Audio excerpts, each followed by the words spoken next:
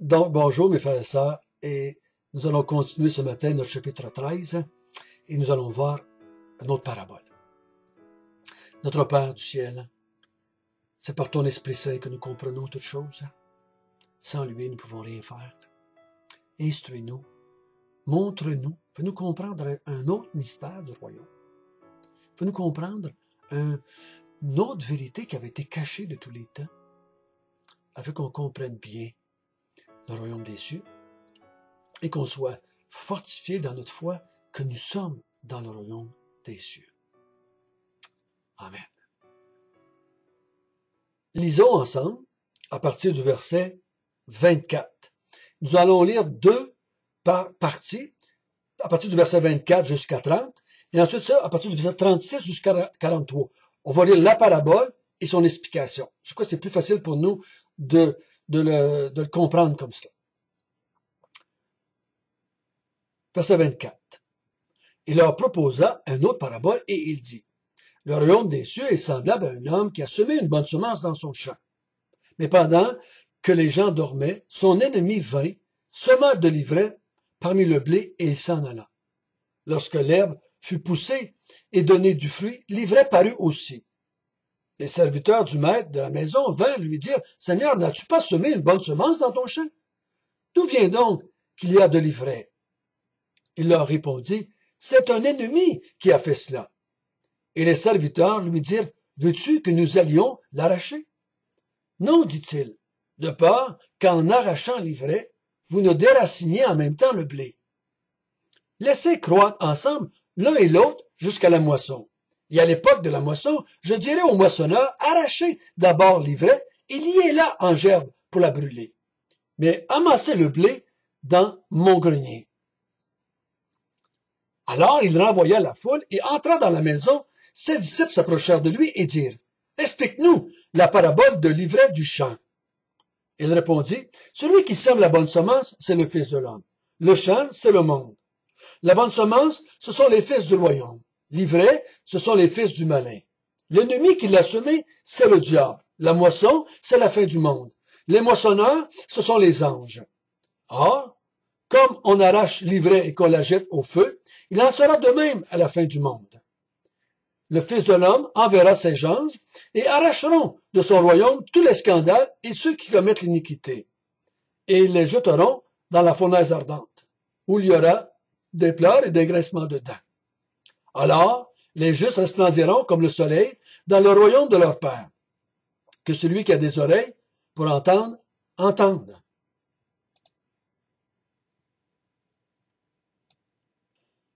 Donc, cette parabole, ce matin, nous enseigne une autre vérité. Et je crois que Jésus veut, encore une fois, rétablir une fausse conception du royaume des cieux de la part des Juifs. Les Juifs croyaient que quand le Messie viendrait, il ferait mourir tous ceux qui ne font pas partie du peuple juif et qui libérerait les Juifs de leurs ennemis et qu'il établirait un royaume seulement qu'avec les Juifs et qu'eux autres, en tant que peuple de Dieu, régneraient sur les impies. Ou, ce que j'ai lu, même qui détruirait tout le restant, qui garderait seulement que les Juifs, le peuple élu de Dieu. Jésus, par cette parabole ici ce matin, dit non. Encore une fois, dans cette histoire de semence, c'était très naturel pour eux autres de comprendre ce que Jésus était en train de dire. Quand j'ai suivi mon cours en horticulture, on nous disait, quand vous achetez de la semence, achetez de la semence certifiée. Achetez de la semence qui est bonne. Parce que si vous achetez de la mauvaise semence, vous allez peut-être avoir autant de mauvaises herbes dans votre semence que de pelouse ou d'autres choses. Donc, achète de la semence que juste la graine de semence que tu vas avoir dedans. Si tu achètes du blé, mais achète pas du blé que toutes sortes de petites graines dedans qui n'est pas du blé. Et c'est ce que ici les serviteurs pensent. Ils disent, mais n'as-tu pas semé une bonne semence, une semence certifiée dans ton champ? Comment ça que l'ivraie pousse en même temps que le blé. Et là, ils disent, veux-tu qu'on aille l'arracher? Veux-tu qu'on aille l'arracher? L'ivraie? Il dit, ben non. Si vous arrachez l'ivraie, vous allez arracher aussi le blé. Les racines se sont toutes croisées. En arrachant un, vous allez arracher l'autre. J'aurai plus rien. Il dit, laissez pousser les deux en même temps. Et à la fin, à la moisson, pendant qu'on va récolter, là, c'est pas grave si on arrache le blé, parce que, anyway, c'est le temps de le couper et de ramasser la récolte. Donc, ce sera pas grave à ce moment-là. Donc, il dit, laissez pousser l'ivraie et le blé en même temps, et à la fin, à la moisson, on va séparer les deux. L'ivraie va le jeter dans le feu, et le blé va être amassé dans le grenier. Scène très typique d'une société, en grande partie, qui vivait de l'agriculture. L'interprétation que Jésus donne maintenant de cette parabole, au verset 36. Voyez-vous, les disciples l'ont entendu, mais ils la comprennent pas. Eux autres aussi, ils ont un blocage. Eux autres aussi ont été élevés avec la pensée juive, avec une mauvaise compréhension du royaume des cieux. Les frères et sœurs, combien nous autres aussi, on a besoin de faire le ménage dans ce qu'on pense. Et de laisser ces principes-là nous dire comment le royaume des cieux va fonctionner. Il dit, dans le royaume des cieux, on a vu hier, c'est pas tout le monde qui va y rentrer. Pas tout le monde qui va y rentrer.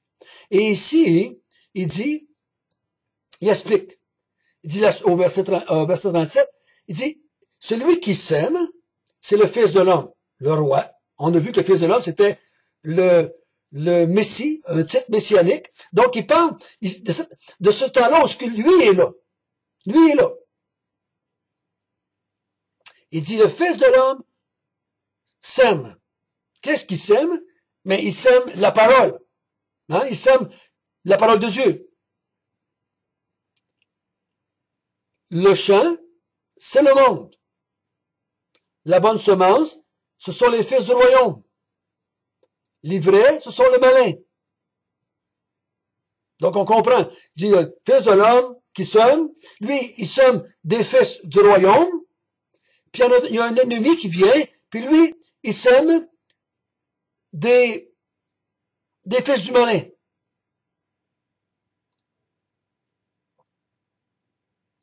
Les deux vont cohabiter. C'est ce qui veut rétablir comme idée ici.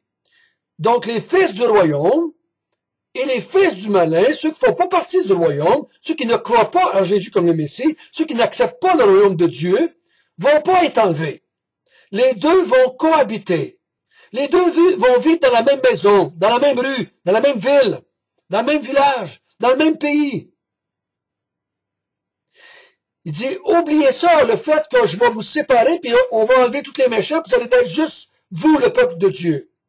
Le peuple de Dieu va vivre parmi les autres. C'est pour ça qu'il pense qu'il parle ici. La bonne semence, c'est le monde. C'est plus large que juste Israël. Il dit, les deux vont vivre ensemble. Parce que les Juifs pensaient que le Messie enleverait les autres, détruirait les autres, enleverait les Romains d'Israël et que les Juifs prendraient possession d'Israël et vivraient eux autres là. Le peuple de Juifs, les élus de Dieu, le peuple choisi de Dieu. Jésus dit non. Non, non, non, non. Les deux vont cohabiter pendant le temps du royaume. Pendant ce qu'on appelle aujourd'hui le temps de l'Église. Les deux vont cohabiter. Les deux vont vivre ensemble. Et quand on lit à la fin de Matthieu, mais qu'on regarde le temps de la fin, on va bien voir que ça va être demain. Et que si vous lisez l'Apocalypse, c'est comme ça que ça se passe aussi. Donc, il dit, les deux vont vivre ensemble. Les fils du malin et les fils du royaume vont vivre ensemble. C'est à la fin du monde qu'on va faire la séparation des deux.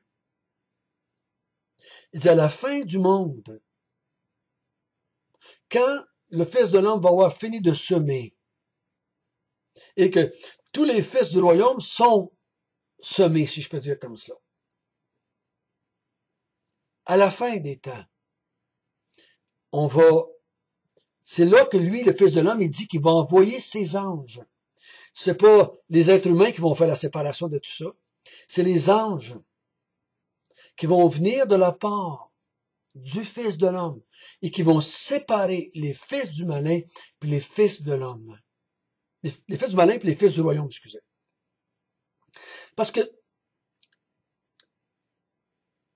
il semble que c'est à ce moment-là que ça va se faire. Il faut accepter de vivre parmi le monde. Partons pas des couvents, partons pas des communes, partons pas des monastères pour s'isoler du monde, mais nous vivons dans le monde, parmi les gens, les fils du malin, et c'est là que nous brillons. C'est là que nous brillons. Pendant un temps, parmi les fils du malin. Lui, les anges, qu'est-ce qu'ils vont faire avec les fils du malin? Ils vont les prendre, puis ils vont les jeter comme livrés dans la fournaise ardente. C'est là qu'il va y avoir des pleurs et des grincements de dents. On parle ici de l'enfer. Il dit au verset 43, alors, les justes, qui sont les fils du royaume, vont resplendir comme le soleil dans le royaume du Père. Que celui qui a des oreilles pour entendre, entende. C'est à ce moment-là qu'il va avoir dans le royaume des cieux seulement que les justes. Seulement que les fils du royaume. Seulement que les enfants de Dieu. C'est pour ça qu'il est dit dans l'Apocalypse que il n'y a rien d'injuste qui va entrer dans les nouveaux cieux, nouvelles terres, dans la nouvelle Jérusalem. Il n'y a rien. Ce qui va rentrer dans la nouvelle Jérusalem, c'est les justes et les justes uniquement. Pendant qu'on est ici-bas, avant la fin du monde, les enfants du royaume et les enfants du malin vont cohabiter ensemble.